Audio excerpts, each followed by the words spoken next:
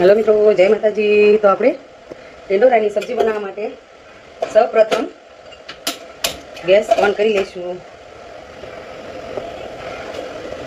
તમને ખબર જ છે ટીંડોરાની સબ્જી ગામડામાં બહુ બને છે, શહેરમાં થોડી ઓછી બનાવતા। આજે હું ટીંડોરાની સબ્જી બનાવી રહી છું। ટીંડોરાની સબ્જી બનાવવા માટે આપણે લાંબા લાંબા ટીંડોરાને પહેલાં કટ કરી લેવાના છે અને પછી સારી રીતે ધોઈ લેવાના છે અને પછી કઢાઈમાં નાખીને આપણે ભીંડાને જેવી રીતે તળીએ એવી રીતે સરખી રીતે તળી લેવાના છે ટીંડોરાને।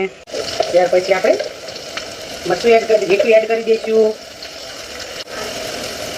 ત્યાર પછી આપણે લીલા મરચાં ટામેટાં અને ડુંગળી કટ કરેલી એડ કરી દઈશું। ત્યાર પછી આપણે આદુ લસણની પેસ્ટ એડ કરી દઈશું। ત્યાર પછી આપણે ધાણા જીરું પાવડર, મરચું પાવડર અને હળદર પાવડર પણ એડ કરી દઈશું। અને ત્યાર પછી આપણે લીલા ધાણા ધોયેલા એડ કરીને થોડી વાર હલાવી લઈશું। તૈયાર છે આપણી ટીંડોરાની કોરી ભાજી બનીને। તમે જોઈ શકો છો, લુક તમે એકદમ જોઈ શકો છો। સરસ મજાની આપણી ટીંડોરાની ભાજી બનીને તૈયાર છે। તો હવે આપણે ગેસ ઓન કરી લઈશું અને બરોબર એકવાર હલાવી પણ લઈશું। તો કેવી લાગી તમને મારી ટીંડોરાની સબ્જી કમેન્ટ કરીને જરૂર જણાવજો। મળશું આગલા